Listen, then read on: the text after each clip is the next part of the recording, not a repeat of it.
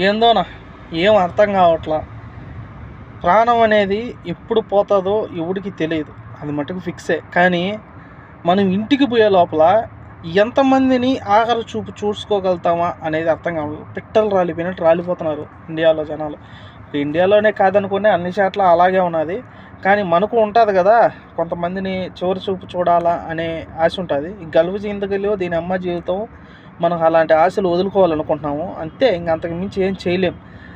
ఈ నుంచి పోయే లోపల ఒక సంవత్సరానికి ఎంతమందిని కోల్పోతారు, ఎంతమందిని ఆఖరి చూపు చూడలేరు అనేది లెక్కేసుకుంటే దిక్కుమాలినంత ఘోరమైన సిచ్యువేషన్లు జరుగుతున్నాయి. చాలామంది చాలా సింపుల్గా బాగున్నారులే, వీళ్ళంతా ఆనందంగా ఉన్నారులే అనుకునే లోపల టక్కని చనిపోతున్నారు. మనం ఈ నుంచి బాధపడడం తప్ప వేరే ఆప్షన్ లేకుండా పోతుంది. నలిగిపోతున్నాం. ఏమో ఆలోచన చేయాలో కూడా అర్థం కావడం, ఎన్ని రోజులు ఉంటామో కూడా అర్థం కావడం.